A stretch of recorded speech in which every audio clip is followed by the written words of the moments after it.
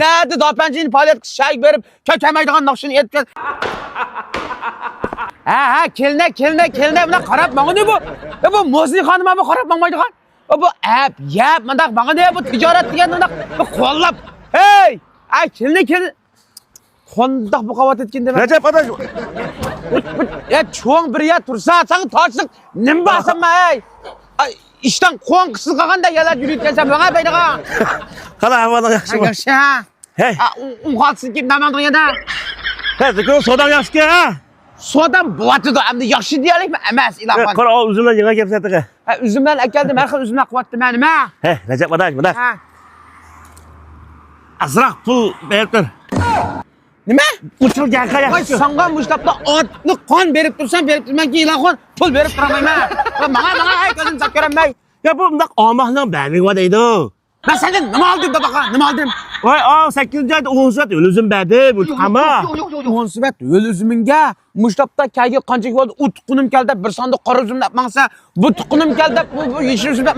Ya 10 soat üzümün turanda mushtaqcha. Qo'rqib ketmamdi ha. Ya, ochtasizmi? Bunda gapchi.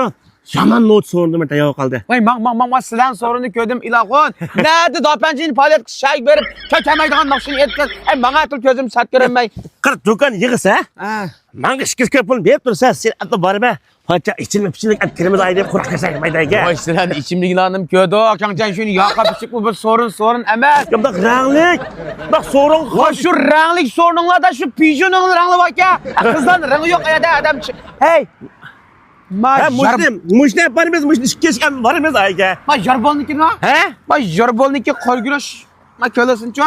Men u sorun apamayman. Mishada ichotma buni. Ya, mana gapcha qara. 150 ko'l berib qaraman. Men olmay, ishkashini oldi deyman, ayga bir yar bo'ldi. Dilshat oldin desam bo'ldi. Rahmat. Undan macho. Rahmat. Sağ bak, qo'ba. Qanaq kelgan deydin? Menib kelgan. Menib kelganman. Menib da ketaman. Ko'zim sat ko'ramayman. Menib keta. Ababaysa. Sana Hozircha xalqlar bilan yaxshi yarashmaydi. Sanlar askarlardan jig'lab ketdi. Va xalqlar yaxshilik qilmay, dunyo mehmon bilan go'zal deydi. voy, rahmat. Sizlar qo'lingizda mana yaxshi bosh kelmaydi. Asqil baldilar va. Ha, dünya mehir muhabbetin güzel. Sen ilahın arak bilen güzel. Yüreğini verip gönce kuvvetini.